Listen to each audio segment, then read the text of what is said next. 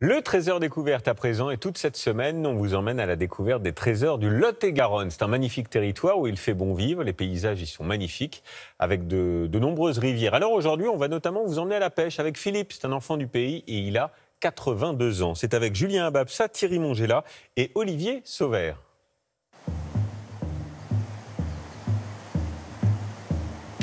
L'eau fraîche des rivières du Lot-et-Garonne attire parfois les cascadeurs.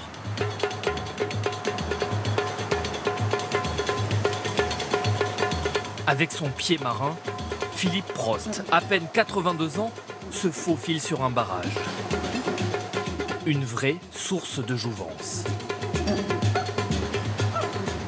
Ça me rajeunit de 40 ans ou 50. Ça me fait bouger le sang un peu.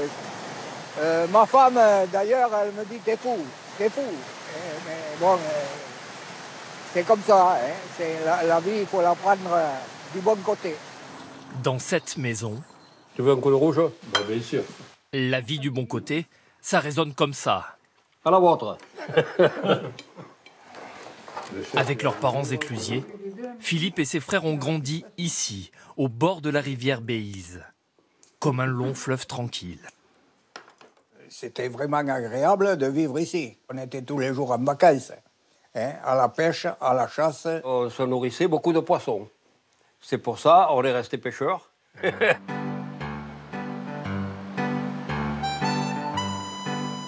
Et voilà un gardon. Petit gardon. Henri, lui, préfère une pêche plus calme. Les pieds au sec, mais toujours le regard plongé dans cette rivière aux souvenirs. Je vois encore ma mère en train de rincer des draps de lit dans la rivière.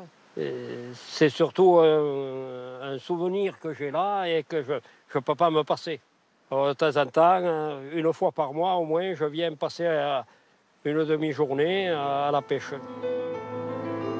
Pour les Prost, cette eau reflète le passé. Pour d'autres, un peu plus loin, c'est le berceau d'une nouvelle aventure.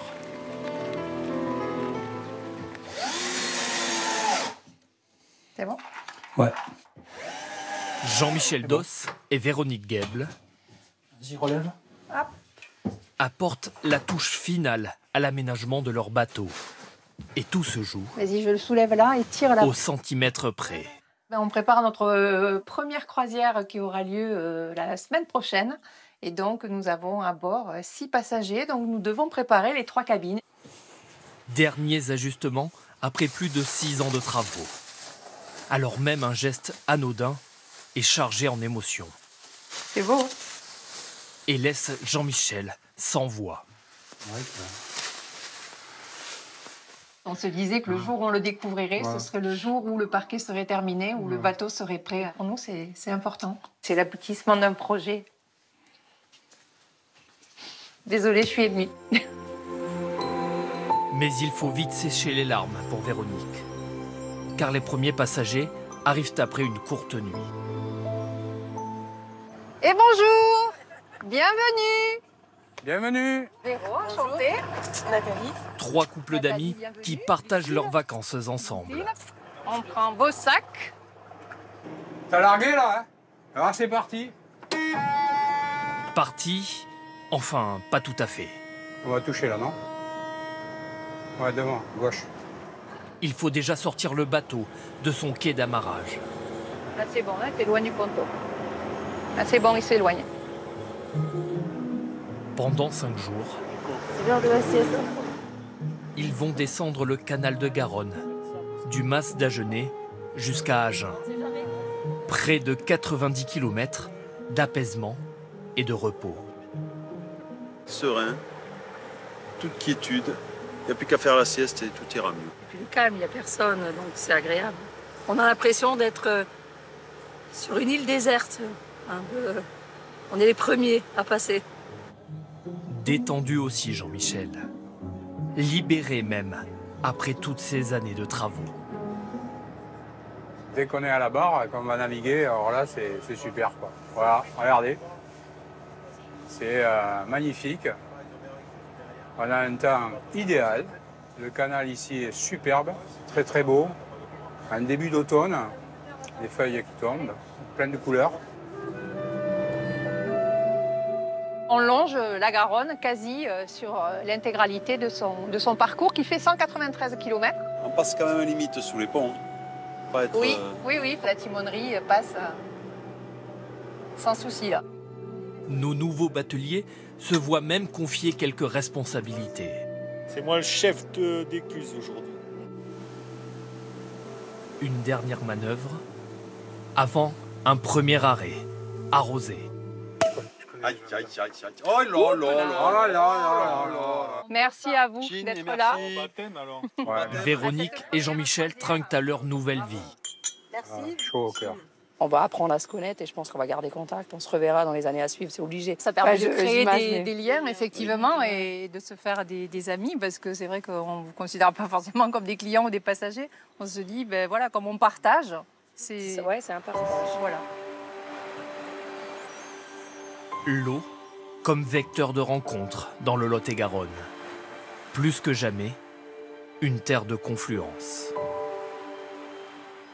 Et la suite demain, on a plein de choses encore à vous faire découvrir. Direction le Lot-et-Garonne maintenant. Toute la semaine, vous le savez, on vous en fait découvrir les spécialités, les merveilles et les beaux paysages. Et aujourd'hui, c'est un champion que l'on va vous présenter, champion de confiture artisanale. Il est installé à côté de Duras. Alors, chez lui, on peut déguster de la confiture de rhubarbe, classique, me direz-vous, mais plus étonnant, du confit de vin, c'est-à-dire une gelée à base de vin. La passion des fruits, c'est notre feuilleton signé Julien Babsa, Thierry Mongella et Olivier Sauvert.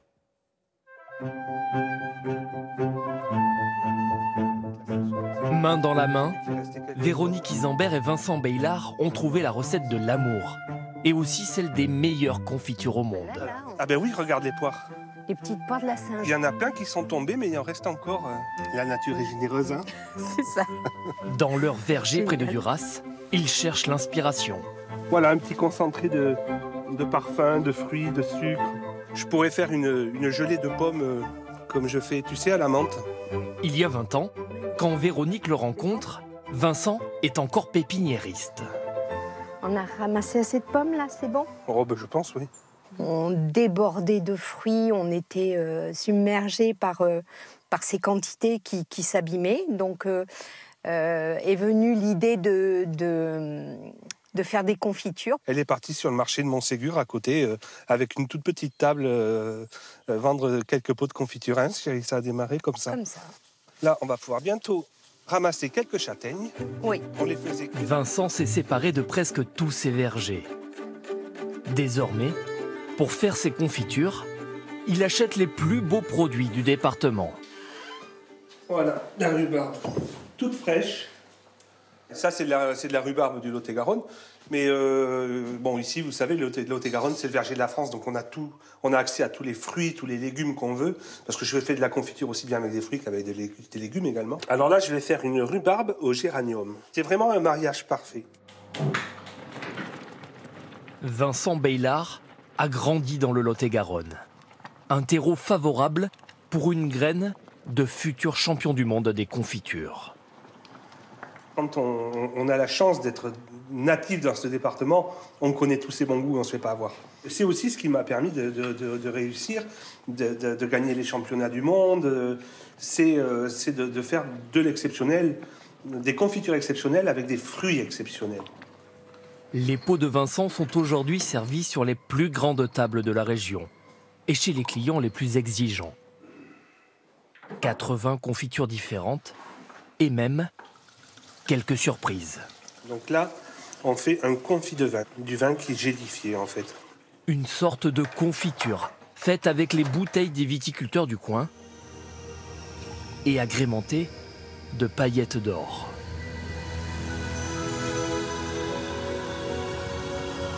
Mais l'agriculture lot-et-garonnaise n'est pas à une surprise près.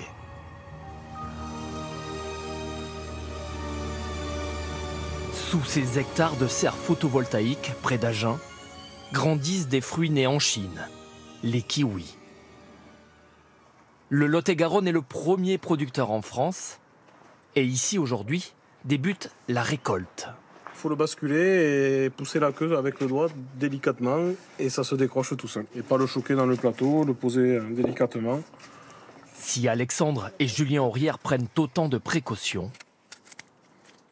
c'est que ce kiwi est un peu particulier. C'est un kiwi à chair rouge, c'est un kiwi de dernière génération. Il a été découvert il n'y a pas très longtemps, donc voilà, on est sur les premières récoltes. Ça fait la 4e année qu'on récolte, donc c'est tout neuf. Ce nouveau venu, c'est Jean-Michel Aurière, le père d'Alexandre et Julien, qui l'a ramené d'Italie, il y a 5 ans. Quand j'ai vu ce kiwi, j'ai décidé de planter ce kiwi le plus vite possible. C'était quand même une grosse prise de risque de partir sur un gros projet comme ça. Parce que bon, on aurait pu partir sur 1 hectare ou 2 hectares. Là, on est vraiment parti sur une grande superficie. Ce petit bonbon, Jean-Michel en produit 120 tonnes chaque année. Bonjour, on vous amène les premiers kiwis rouges. Parfait. Bon, c'est les premiers kiwis de l'année, je vous propose de les goûter. Allez. Et ceux qui croquent dedans apprécient.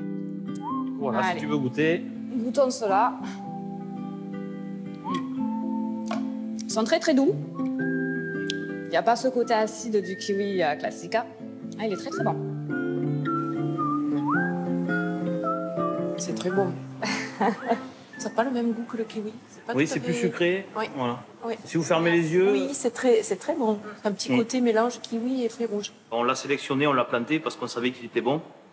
Et de voir les gens aimer, c'est une récompense énorme. À près de 20 € le kilo en magasin, le kiwi rouge rejoint les étals déjà bien fournis du Lot-et-Garonne. Le raisin, lui, termine bien souvent en bouteille dans les côtes de Duras. Et coucou Patrick. Ok, bonjour.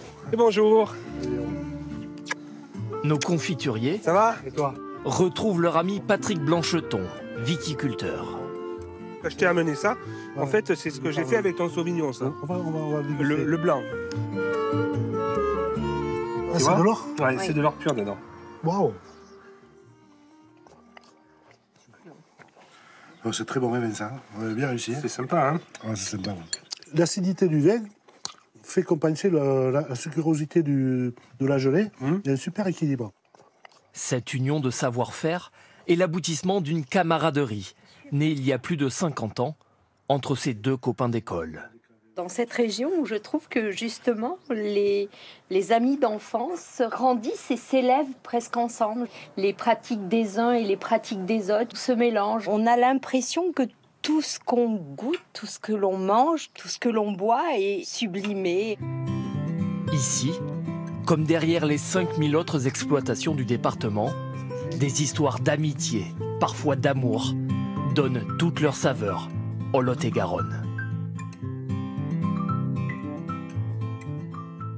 Voilà pour ces belles images. Et ça n'est pas fini. La suite, vous verrez demain. Le trésor découverte maintenant, et on continue de vous faire découvrir, vous le savez, toute cette semaine, les merveilles et les trésors du Lot-et-Garonne, et notamment ces beaux villages médiévaux. D'ailleurs, c'est le département où l'on trouve le plus de bastides. On est allé, nous, à Villeréal, qui est accessoirement l'un des plus beaux villages de France, avec son célèbre marché tout en couleurs, dont l'histoire remonte au Moyen-Âge. Et des siècles plus tard, vous allez voir que presque rien n'a changé. Julien Babsa avec Thierry Mongella et Olivier Sauvert.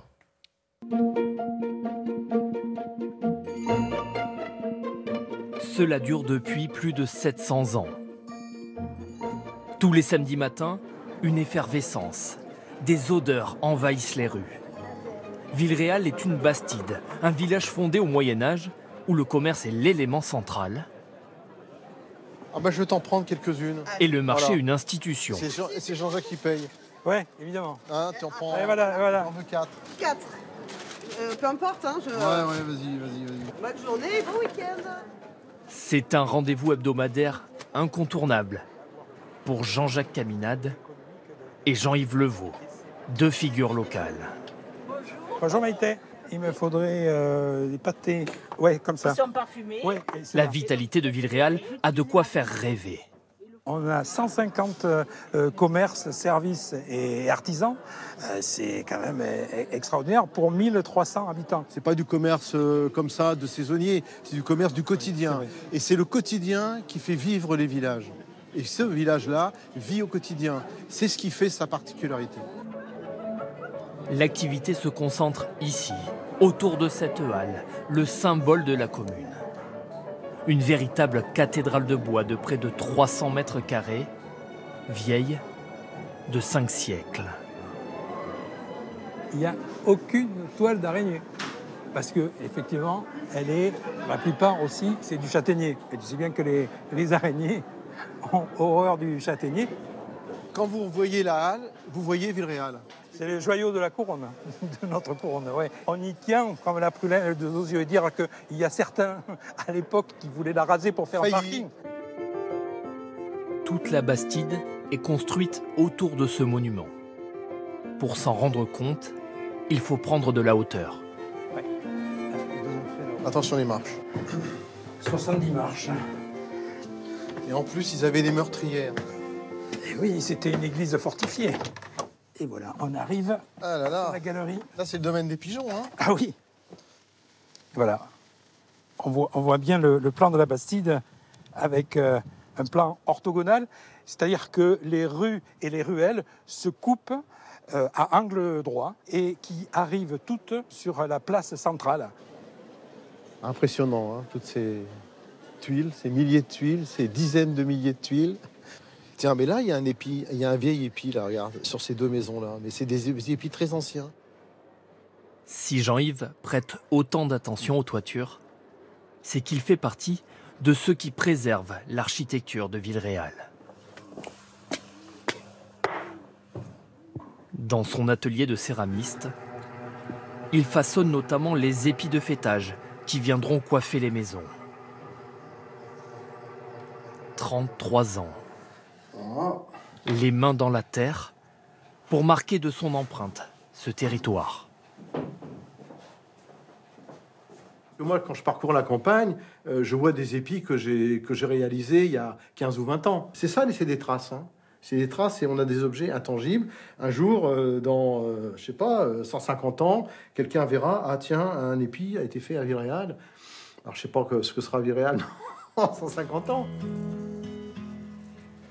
En tout cas, aujourd'hui, le secret des habitants, c'est la convivialité. Salut! Salut! Il y a encore une bouteille à finir! Allez! On a les verres vides. Ce qui est très agréable à Villeréal, on sort de chez soi pour acheter une baguette de pain. Il y a toujours quelqu'un qu'on connaît. Donc quelquefois on se retrouve, ça nous est arrivé souvent, à 5, 6, 10, à discuter tous ensemble. Et ça, c'est un vrai bonheur. Moi qui ne suis pas d'ici, il faut quand même le visa pour rentrer sur la commune tous les samedis. Ça, c'est difficile quand même. Oui, mais hein. grâce à nous, tu as pu quand même accéder. L'examen de passage a été difficile pour être intégré dans la population. Si, ça va devenir le village des centenaires qui boivent l'apéro le samedi matin. Hein. On est sur la bonne voie. Mais heureusement, Villeréal n'est pas qu'un village de centenaires. La douceur de vivre attire beaucoup de jeunes et d'étrangers. De nouveaux arrivants pour une Bastide qui ne s'arrête jamais.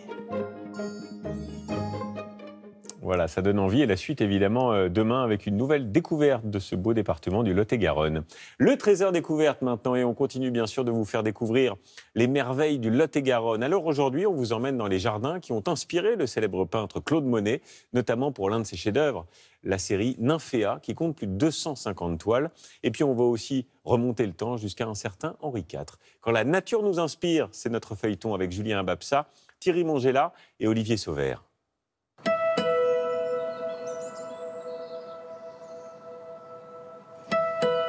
Ces arbres, cette eau, ce pont japonais vous rappellent peut-être de célèbres tableaux. Les Nymphéas de Claude Monet. Une série mythique de plus de 250 toiles qui n'existerait pas sans ce pépiniériste lot-et-garonnais, Latour Marliac. Ici, au XIXe siècle, il réussit à cultiver des nénuphars colorés en Europe, une première.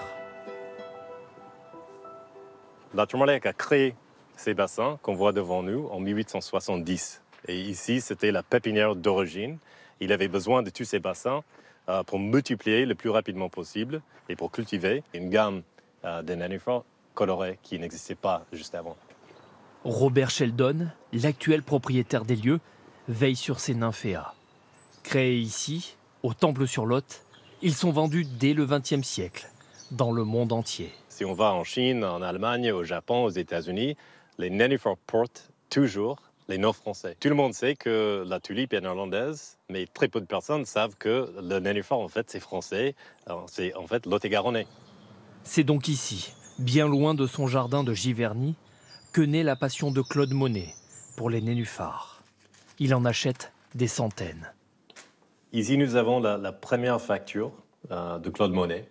Donc, il a passé commande pour la première fois ici à Tourmaléac en 1894. On voit qu'il a commandé beaucoup de plantes aquatiques parce qu'il venait juste de créer son jardin d'eau à Giverny. Ça veut dire qu'il n'y avait rien dedans.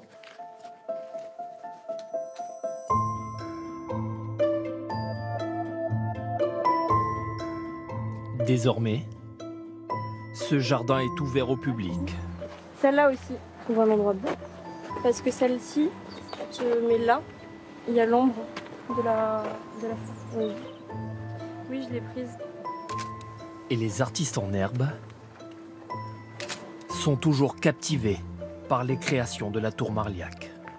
On vient de la région toutes les deux. On n'a pas du tout le sentiment d'être à côté de chez nous. On a le sentiment d'être un petit peu loin.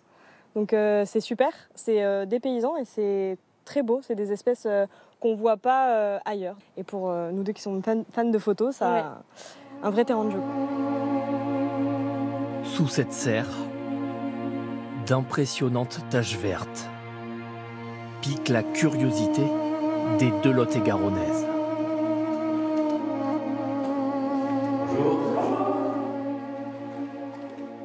Je sais pas trop ce que vous faites. En fait, je suis en train de bien nettoyer, tailler les feuilles qui sont devenues abîmées. Le Victoria d'Amazonie est l'un des plus grands nénuphars au monde. Je me demandais si on pouvait le toucher justement. Mais... Bah allez-y, mais attention. Faut vraiment faire gaffe parce que ça pique beaucoup. C'est la façon dont la plante se protège contre les poissons et d'autres prédateurs. C'est vrai que ça pique beaucoup. Ah ouais. Oui, oui. Si tu le prends la prends à contre... voilà, ça c'est vraiment...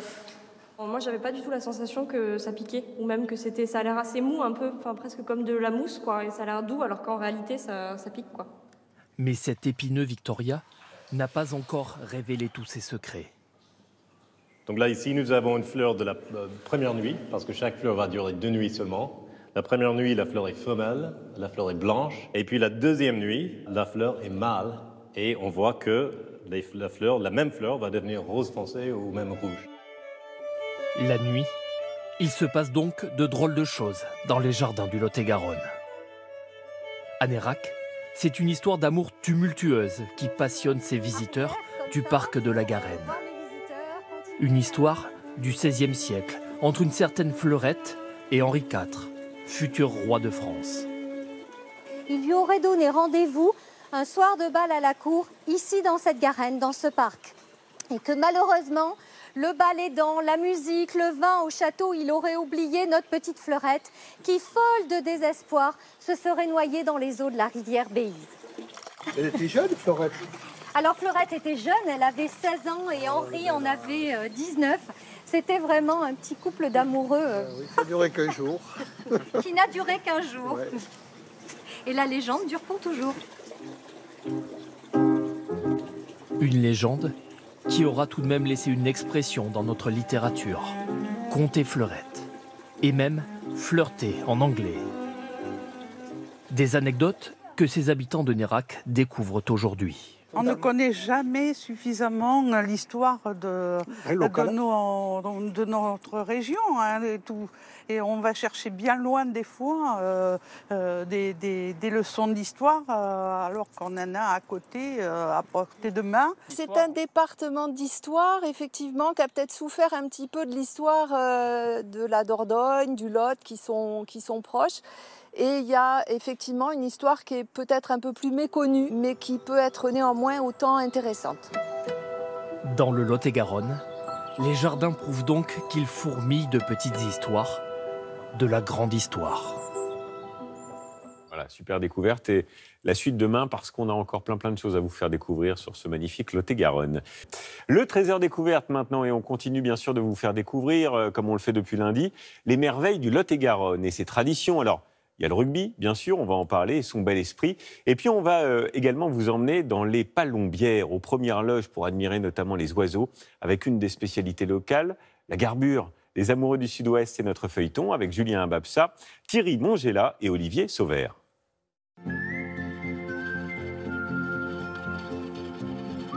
Sous le regard du château de Buzet, une petite équipe s'agite ce dimanche matin.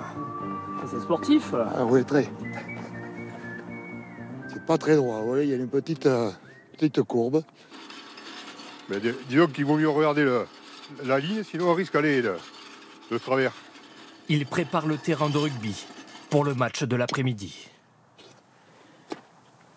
Et même Jean-Pierre Gaillot, le président du club, doit mettre la main à la pâte.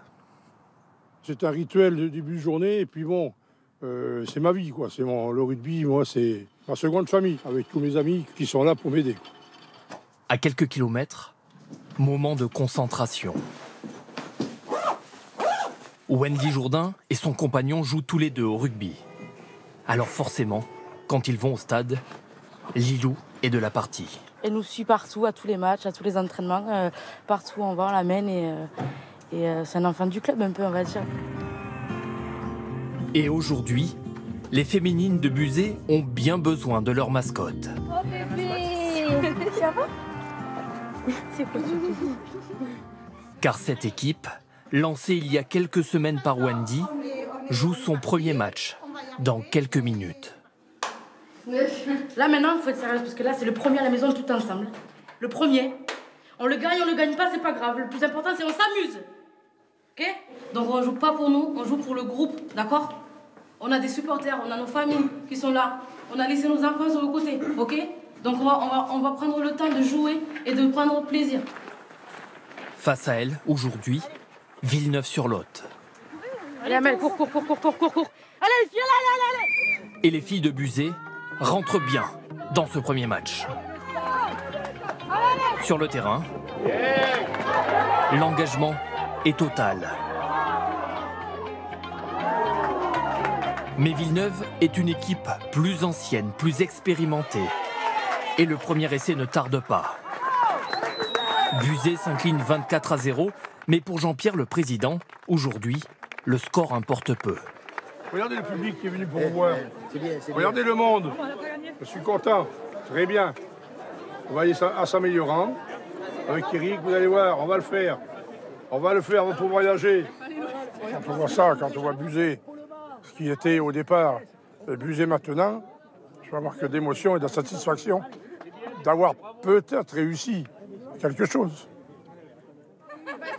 Ce terrain à Buzet, un autre homme l'a longtemps fréquenté. Ce matin, dans sa ferme de produits régionaux, cet ancien rugbyman prépare une recette de sportif de haut niveau. On va faire revenir les oignons dans cette graisse de canard. Ces plateaux, on a rajouté des os de jambon, du jarret de porc. Allez, on est généreux ici. Hein. Généreuse, oui, la garbure de Jean-Pierre Caillot. Cette sorte de soupe paysanne est l'un des emblèmes culinaires de la région. Des carottes, des choux, des navets, des poireaux, du céleri. On utilise les produits qu'on a autour de chez nous, les produits de saison. On ne va pas chercher les trucs à Chine ou ailleurs. Le bilan énergétique, le bilan carbone, il est bon ici. Hein. Après 2 heures de cuisson, la garbure est emmenée au cœur de ces bois, vers un lieu secret. La marmite traverse de longues galeries avant d'arriver à destination. Bonjour les palmiers. Ah putain. Merde alors. T'es jamais à l'heure, toi. les poulets. Comment tu vas? On dirait que tu ressembles à un chapon, quoi. Et toi, ça va? Et toi, un gros dindon. Les deux Jean-Pierre se retrouvent dans cette palombière, une grande cabane où les chasseurs se cachent pour traquer la palombe, un pigeon migrateur. Pour l'attirer, des cordes, des poulies et un autre oiseau qui sert de leurre. Tout un mécanisme que Jean-Pierre actionne quand le vol de palombe arrive.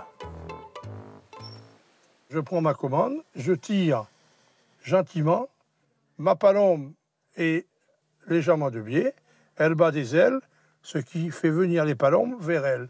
Quand je vois que ça plane bien comme il faut, je lâche tout et ça doit se poser. Ici, en octobre, le temps est comme suspendu. Toute une journée les yeux vers le ciel, à attendre les passages d'oiseaux, en silence. Car au-delà de la chasse, la vie à la palombière, c'est d'abord la vie avec la nature. C'est le calme complet. Dès qu'on rentre dans le bois, qu'on monte là, ces odeurs, ce temps-là, c'est magnifique. C'est un repos, un calme. Il n'y a rien de mieux pour se reposer. Octobre, c'est pas pour rien qu'on aime octobre. C'est parce qu'il y a ces odeurs, mais il y a ces bruits, ces sons que l'on connaît, qui nous ont nourris, quoi, qui ont fait notre culture. Octobre, ce sont aussi ces moments de convivialité. À l'ouverture de la palombe. Aujourd'hui, ils sont plus d'une vingtaine autour de la garbure de Jean-Pierre, de génération en génération. Même si les plus anciens s'interrogent sur l'avenir.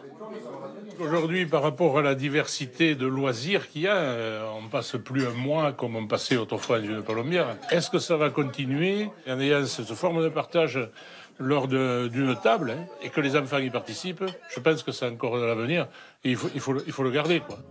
En attendant, le Lot-et-Garonne continue à vivre au rythme des palombes. Ici, tous le disent, il y a plus de monde dans les bois qu'en ville à cette saison. Oui, c'est vrai. Très belle découverte, là aussi, toute cette semaine du Lot-et-Garonne.